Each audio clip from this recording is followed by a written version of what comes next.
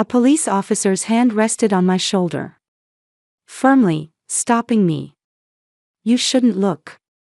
I stared at my sister's house. The door was open. Crying came from inside.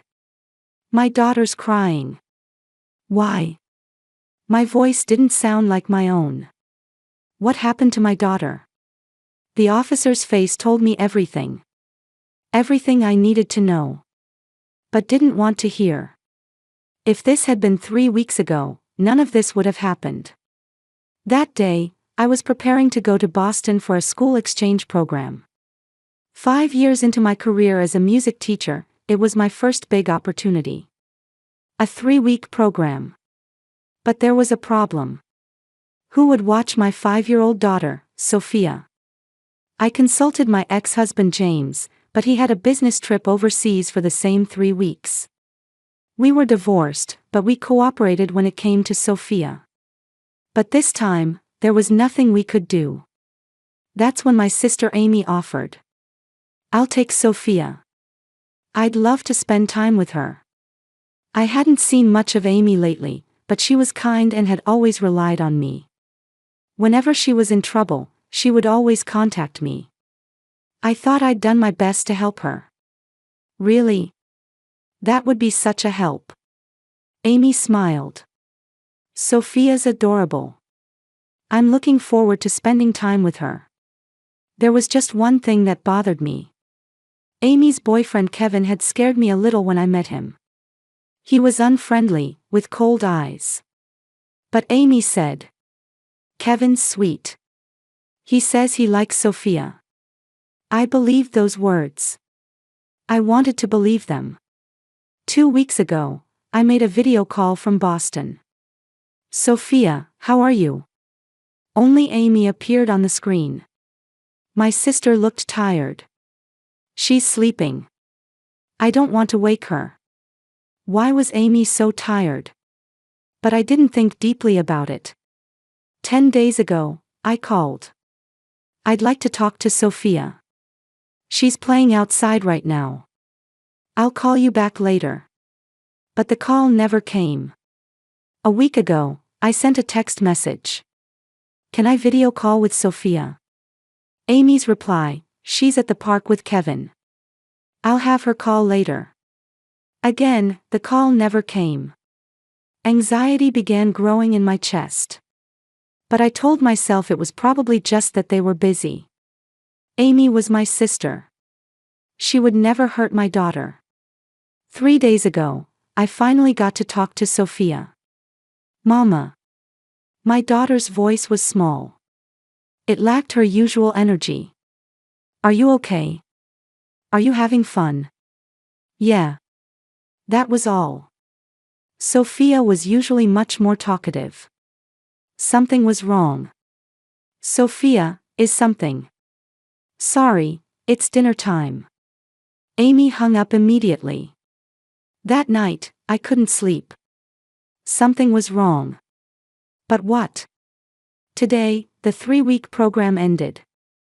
I called Amy from the airport. No answer. I sent a text. It wasn't read. Anxiety turned to fear. I grabbed a taxi and headed straight to Amy's house. When I arrived at the house, I gasped. I knocked on the front door. No response.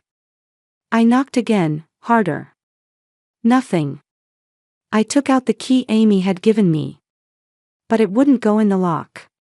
The lock had been changed. Why? Why did Amy change the lock? I looked through the window. The living room was a mess. There were holes in the wall. Furniture was knocked over. My heart pounded hard. With shaking hands, I took out my cell phone and called 911. I can't get into my sister's house. I'm worried about my daughter. 10 minutes later, a patrol car arrived. Detective Sarah Chen got out of the car. A woman in her 40s with a calm demeanor. "Ms. Parker, what happened?" I explained the situation. That I'd left my daughter for 3 weeks, that I couldn't reach them, that the lock had been changed. Sarah knocked on the door. Police. Open the door. No response. Sarah got permission over the radio and broke down the door. And now, I'm standing at the entrance of my sister's house. The police officer's hand is on my shoulder. Ma'am, you shouldn't look. But I heard my daughter crying. I pushed past the officer and went inside. The inside of the house was worse than I'd imagined. The living room walls had several fist-sized holes. The sofa was torn, stuffing spilling out. The table was overturned, chair legs broken. It was like a storm had passed through. Looking at the kitchen, dishes were scattered across the floor. Shards of broken plates reflected the light. Dirty dishes were piled up in the sink. And on the refrigerator door, something brownish and discolored was splattered. It took a few seconds to realize it was blood. Miss Parker, please wait here. I heard Detective Sarah's voice. But it didn't register. I could hear my daughter crying. Sophia was crying. I ran toward the back. Wait. With Sarah's voice behind me, I moved down the hallway. A bedroom door was half open. I could hear small sobs coming from inside. As I reached for the door, a young officer grabbed my arm. Ma'am, you shouldn't look. Why? I looked up at the officer. What happened to my daughter? The officer was at a loss for words. The look of pity on his face told me everything. I shook off the officer's hand and opened the door. In the corner of the room, a small shadow was huddled. It was Sophia. My daughter was sitting with her back pressed against the wall. Her pink dress was dirty with mud, torn in places. Her hair was tangled, as if it hadn't been washed in days. But what tore my heart apart most was her face. There was a large bruise on her left cheek. Her lip was split. The area around her right eye was swollen and discolored purple. And on her arm, there were 5 round bruises, as if someone's fingers had gripped her tightly. Sophia. My voice was shaking. My daughter flinched. She looked at me with frightened eyes. She didn't seem to recognize me. Sophia, it's Mama. I approached slowly. Like approaching a frightened small animal. My daughter curled up into a small ball. It's okay. You're okay now. When I reached out my hand, Sophia covered her face. As if waiting to be hit. That gesture shattered my heart. My daughter was afraid of me. Someone had taught my daughter to fear adults. Sophia, it's Mama. Don't be scared. You're safe now. I knelt down to her eye level. Slowly, gently, I kept calling her name. Then, Sophia's eyes focused. She recognized me. Mama. The moment I heard that small voice, my tears overflowed. Yes, it's Mama. I came to get you. Sophia's face crumpled. And my daughter broke down crying. I hugged her. Her body was so light. She'd lost weight since 3 weeks ago. Sophia clung to my neck and cried out loud. Mama, Mama, Mama. She repeated it over and over. As if that word alone was the only thread connecting her to reality. I held my daughter and stroked her back. I whispered over and over that she was okay now, that she was safe. From the hallway came another officer's voice. There's another one here. I looked up. Detective Sarah came out of the next room.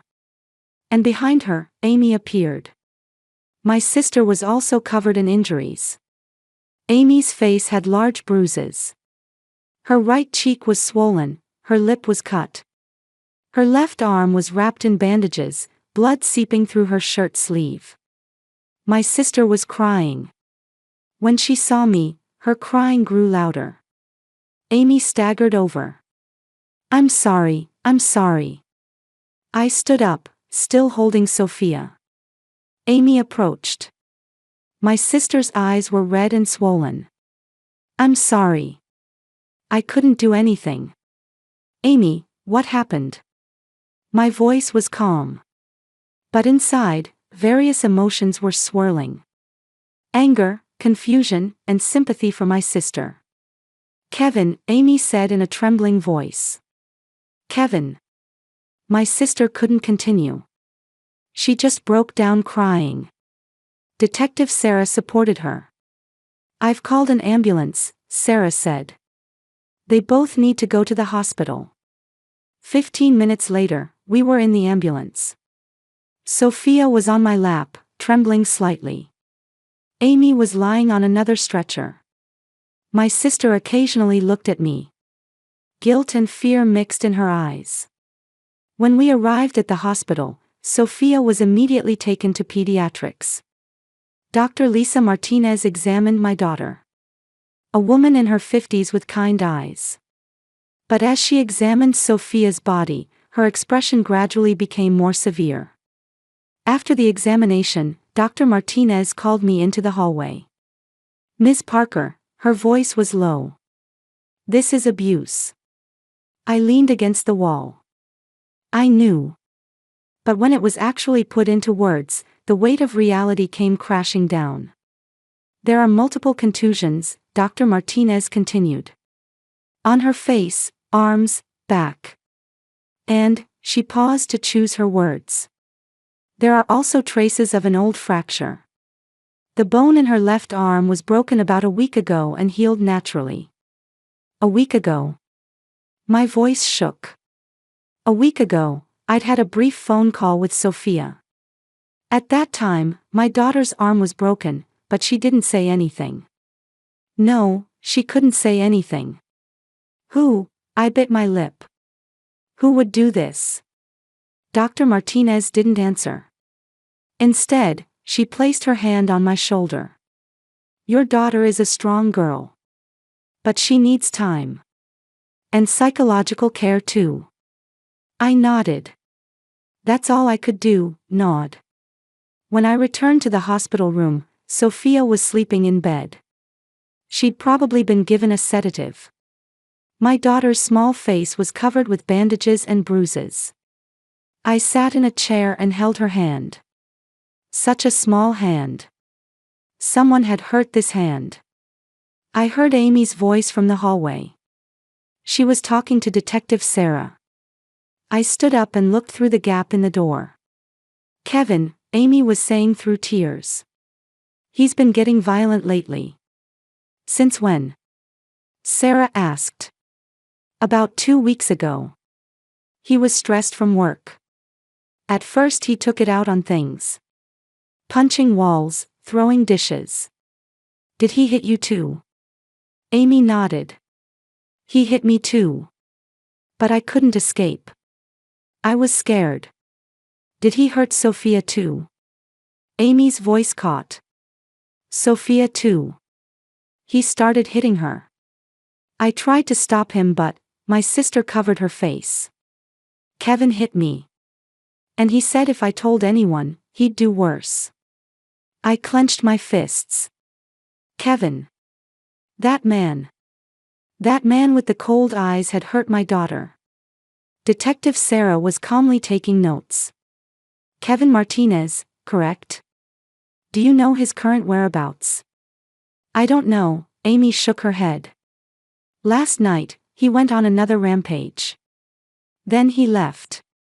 He hasn't come back. Understood. We'll put out an alert immediately. Sarah began contacting people over the radio.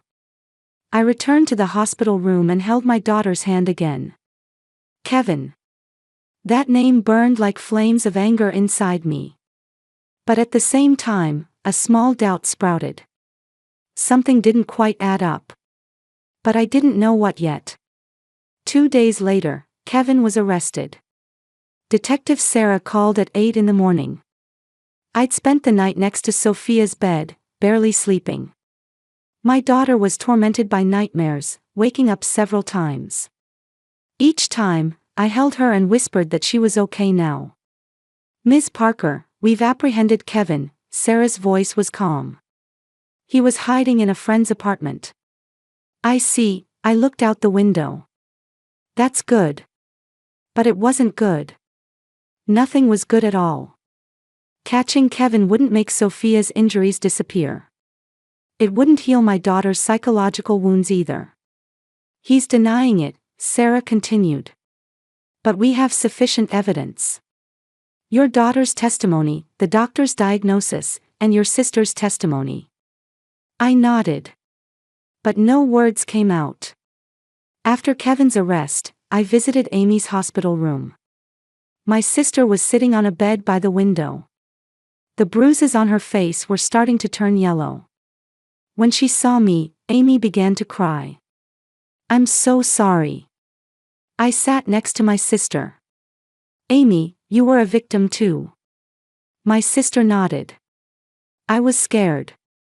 I was scared of Kevin. He was sweet at first, but then he suddenly changed. I hugged my sister. Amy cried on my shoulder. I cried too. But the reason for my tears was different from my sister's. I was crying with anger.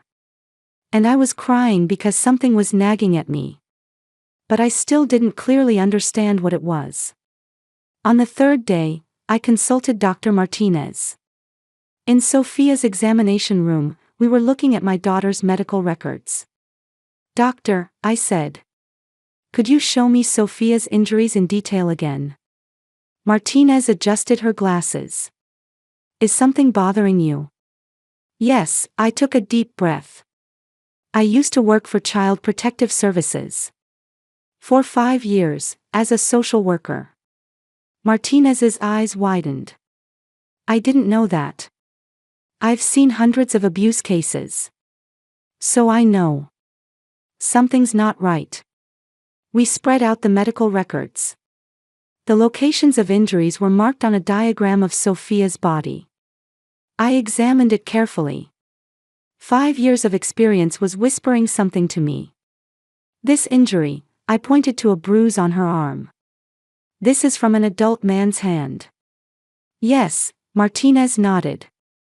From the size of the hand, it's estimated to be an adult male. But this injury, I pointed to a contusion on her back. This is different. Martinez frowned. What do you mean? The shape of this contusion. It's not a palm, it's a fist. But the size of the fist is, I narrowed my eyes. Small. For a man. Martinez reviewed the records. Then, slowly nodded. You're right. This could be a woman's fist. My heart beat faster. Doctor, were Sophia's injuries caused by 2 different people? Martinez stared at the records for a long time. Then answered. Yes. That's highly likely. Some from a male, some from a female. I stood up. A woman. Amy. No, surely not. My sister was supposed to be a victim too. But. Doctor, could I see my sister's injuries too? Martinez looked at me. Understanding and caution mixed in her eyes. Ms. Parker, what are you suspecting? I don't know yet, I answered honestly. But let me investigate. When I saw Amy's medical records, my suspicion turned to certainty. My sister's facial bruises. The angles were unnatural. The bruise on her right cheek was made by a right hand. But I'd heard Kevin was right-handed. When a right-handed person punches someone, they normally aim for the left cheek. And the arm wounds. The wounds under the bandages were shallow and parallel. As if someone had cut themselves with a blade. These are, I breathed in softly. Self-inflicted wounds. Dr. Martinez said nothing. But her silence spoke volumes. I left the hospital room and walked down the hallway. In my head, all the pieces were starting to come together. The reason Amy didn't answer the phone. The reason she avoided video calls. The reason she changed the lock. And my sister's injuries. But why? Why would Amy? My sister. I called Detective Sarah. Detective Chen, I have a request. Could I get permission to search my sister's house? Why? Isn't Kevin the perpetrator? It's a hunch, I looked out the window. But something's wrong. I worked at CPS for 5 years. I was trained to spot signs of abuse. Sarah thought for a moment, then answered. All right. I trust your instincts. The next day, I visited Amy's house with Sarah. The house was still a mess. But this time, I was looking with different eyes. The eyes I had when I worked at CPS. Abusers always leave evidence. Records, diaries, messages. They hide them somewhere. I started with the living room. Opening drawers, checking shelves. Nothing. Kitchen, bathroom. Nothing. I entered Amy's bedroom. The bed was neatly made. Family photos hung on the wall. Photos of me and my sister, with our mother. Everyone was smiling. I began to systematically search the room. Using the method I learned in CPS training. Abusers hide evidence in safe places. Places they think no one will look. Closet. Drawers. Behind the mirror. And under the bed. I knelt down and looked under the bed. In the dust, I could see a thin book. I reached out and pulled it. It was a diary. My hands trembled. I found it, I told Sarah. I opened the diary. On the first page was a date from 15 years ago. When Amy was 14. Mom chose Nicole. Because she's smarter, because she has more potential. What about me? I was left with Dad. Dad didn't want me. He just took me in because he had to. I turned the page. 10 years ago. Dad died. Nicole came to the funeral and left right away. Leaving me alone. The debt was $30,000. I paid it all. Alone. I turned more pages. 5 years ago. Nicole had a baby. Sophia. Mom's so happy. Sophia is so cute, she says. But when I visit, Mom asks, Amy, when are you getting married? Always comparing me. 2 years ago. Mom's will. Nicole gets $150,000. I get $50,000. The reason? For Sophia's education. Even in death, Sophia gets more than me. And 3 months ago. Nicole wants to leave Sophia with me for 3 weeks. This is my chance. I'll destroy her perfect life. If I break Sophia, Nicole will break too. I almost dropped the book. My hands were shaking so much I couldn't read the words. Ms. Parker, Sarah's voice came from far away. Are you all right? I couldn't nod. I just handed her the diary. Searching further, I found another cell phone hidden behind a drawer. I opened it. Messages with Kevin remained. A message from 2 weeks ago. She's crying again. I can't stand it. Just ignore her. I can't. Her voice reminds me of my sister. Perfect Nicole and her perfect daughter. Then you deal with it. I don't care. I will. I gripped the phone. Everything was a lie. Amy's tears. Her fear. All of it, an act. My sister had deliberately, systematically hurt my daughter. When I returned to the hospital with the evidence, something had changed inside me. It wasn't anger. It wasn't sadness. It was a cold, clear determination. The feeling I had when I confronted abusers at CPS for 5 years. But this time was different. This time, it was my sister. Detective Sarah recorded the diary and cell phone as evidence. Then she looked at me. Ms. Parker, you want to confront her? I nodded. Please record it. From the next room. Isn't it dangerous? I've faced abusers for 5 years, I took a deep breath. But this time is different. This time it's my sister. So I have to do it. Sarah thought for a moment, then nodded. All right. But if anything happens, I'm coming in immediately. I stood in front of Amy's hospital room. Behind the door, my sister should be sitting on the bed. I held the diary. Then I opened the door. Amy was looking out the window. She heard my footsteps and turned around. Then smiled. You came. Seeing that smile, I felt something clog my throat. I'd believed that smile for so many years. Amy, we need to talk. I sat in a chair. I still hadn't shown her the diary. What? About Sophia. Tears formed in Amy's eyes. I'm so sorry. I was scared and couldn't do anything. Don't lie. Amy's expression froze. What? I'm a former CPS worker, I said quietly. I've seen abusers for 5 years. Hundreds of them. The color drained from my sister's face. Your injuries, I continued.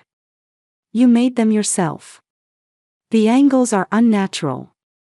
The bruise on your right cheek was made by your right hand. But Kevin is right-handed. What are you talking about? The arm wounds too. Shallow and parallel. A typical pattern of self-harm. I took out the diary. Amy's eyes went wide. And this? I opened the diary and showed it to my sister. Amy backed away. Your diary. 15 years worth. Hidden under your bed. Amy's voice shook. That's not mine. We'll confirm it with handwriting analysis, I said. And I found the phone too. Messages with Kevin. All of them. I took out the phone. I read the messages aloud. One by one. Amy's face turned pale. I suspected from the beginning, I said. Sophia's reactions. Your injuries. The content of the messages. So I investigated. Systematically.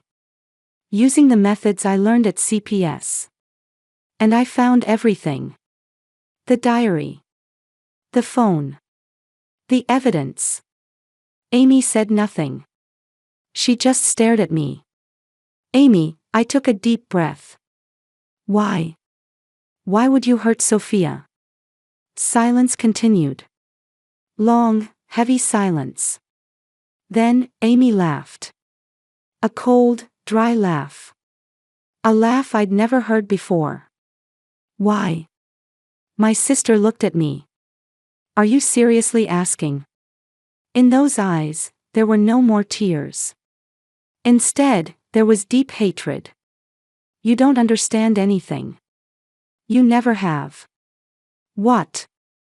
15 years ago, when Mom chose between us, do you remember? Amy stood up.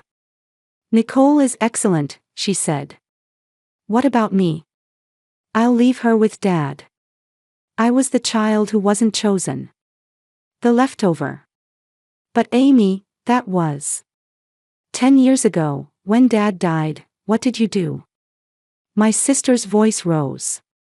You came to the funeral and left right away. I'm busy with work. I dealt with Dad's debt alone. $30,000 in debt. You didn't help me. I opened my mouth. Amy, I didn't know. Because you didn't ask for help.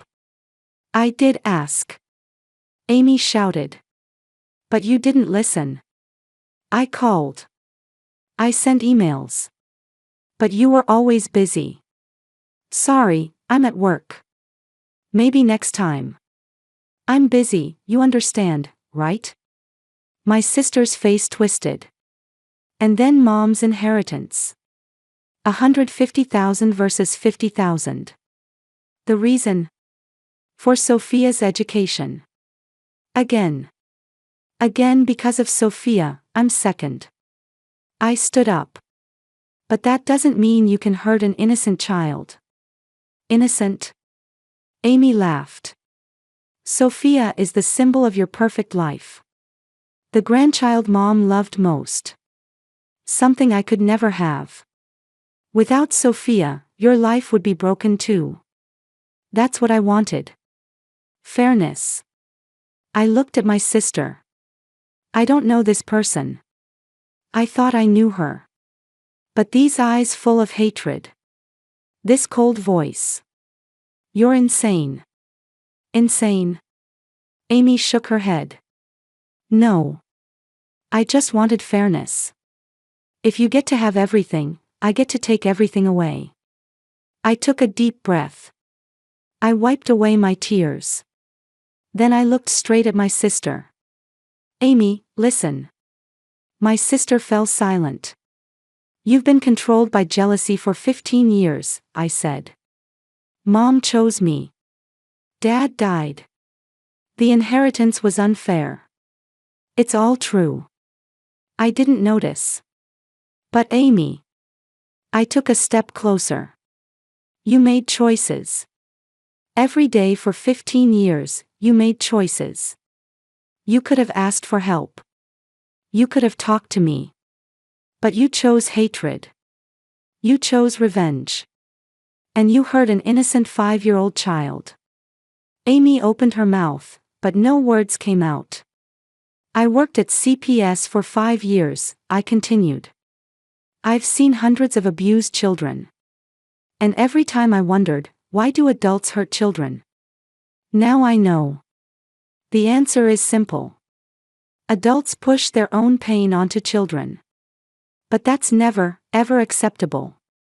Tears overflowed from Amy's eyes. This time they were real tears. I won't forgive you, I said clearly. Sophia won't forgive you either. But Amy. I learned something. I learned from you. My sister looked at me through her tears. What? What real family means. I took a deep breath. It's not blood. It's choice. Every day, choosing to love. Choosing to protect. Choosing kindness. You chose hatred. So you're not my family. Sophia is my family. James is my family. And I'll protect them. From you. Amy collapsed in tears. She fell to her knees. Please. But I didn't move. The door opened. Detective Sarah came in. Other officers were with her. Amy Parker, Sarah said. You're under arrest for child abuse, premeditated assault, and filing a false report. Officers handcuffed Amy. My sister couldn't stand up. Officers supported her. Amy looked at me one last time. Were we ever really sisters? I thought about that question for a long time. Then answered. I thought we were, my voice was quiet. But you threw away that choice 15 years ago. I turned my back on my sister. Goodbye, Amy. Officers took my sister away. The door closed. Silence returned to the room. I looked out the window. It was sunny outside. The sky was blue. The world kept turning as if nothing had happened. But my world had completely changed. I returned to Sophia's hospital room. My daughter was looking at a picture book in bed. When she saw me, she smiled slightly. Mama. I hugged my daughter. I vowed in my heart never to let go again. A year passed. Amy received a 12-year sentence. The diary and messages were decisive evidence. In court, my sister maintained until the end, I'm the victim. But the judge said calmly. You were controlled by jealousy for 15 years. But you hurt an innocent child. This is unacceptable. Kevin was also found guilty of child abuse, but it was revealed he didn't know about Amy's plan. His sentence was 5 years. Shorter than my sister's. I never once visited Amy. Never wrote a letter. I disposed of all letters from my sister without opening them. Sophia received intensive therapy. For the first 3 months, she suffered from nightmares. She woke up screaming in the middle of the night. But gradually her smile returned. 6 months later, she went back to school. Now, a year later, my daughter is laughing with friends. And today was Sophia's 6th birthday. In my house, a small party was ready. Sophia was playing with friends. Laughter echoed throughout the room. James came in carrying a cake. My relationship with my ex-husband had changed greatly over this year. We're not a married couple. But as Sophia's parents, we chose to protect our daughter together. And Detective Sarah, Dr. Martinez, and therapist Dr. Patel were also there. Today is a special day, I told everyone. Not just Sophia's birthday, but a day to thank everyone who protected her. Sophia shouted, "Mama, Papa, Sarah, Lisa, thank you everyone." Everyone clapped. Tears overflowed from my eyes. "Happy birthday, Sophia." That night, as I put my daughter to bed, Sophia asked, "Mama, I had fun today." "I'm so glad." "Mama," my daughter thought for a moment, then said, "Will Aunt Amy come back?" I stroked my daughter's hair. "No. She won't come back." "Good. Because I was scared." "You're safe now. Mama will protect you." Sophia looked up at me. "Mama, I can't forgive Aunt Amy." "Is that bad?" I hugged my daughter. "No, Sophia. You don't have to forgive. You did nothing wrong. Remember that." "But Sophia, Mama learned something important from Aunt Amy." "What?" "That family isn't blood," I smiled. "Family is people who choose to love each other every day. Papa, Sarah, Lisa, Dr. Patel. They all chose us. So they're all our family." Sophia's eyes lit up. "Then I choose Mama too." I wiped away my tears. "I choose you too. Every day, forever. Mama, I love you. I love you too. Forever." The next morning, I headed to the CPS office. 6 months ago, I decided to return to work. Not as a music teacher, but as my former role as a social worker. Through Sophia's case, I found my mission. I sat at my desk and opened a new case file. A 5-year-old girl. Suspected abuse. I took a deep breath. I'm ready to protect this child. Just like I protected Sophia. Family isn't blood. It's choice. Every morning, I wake up and choose Sophia. Every day, James chooses to show up for Sophia. Every week, Sarah chooses to call. Lisa chooses to listen after checkups. They chose us. We chose them. That's family. Amy chose hatred. So my sister is no longer my family.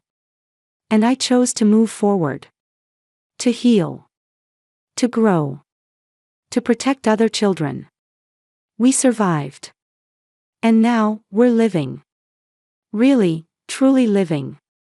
That's what real family does. That's what real love looks like. I opened the file and began work.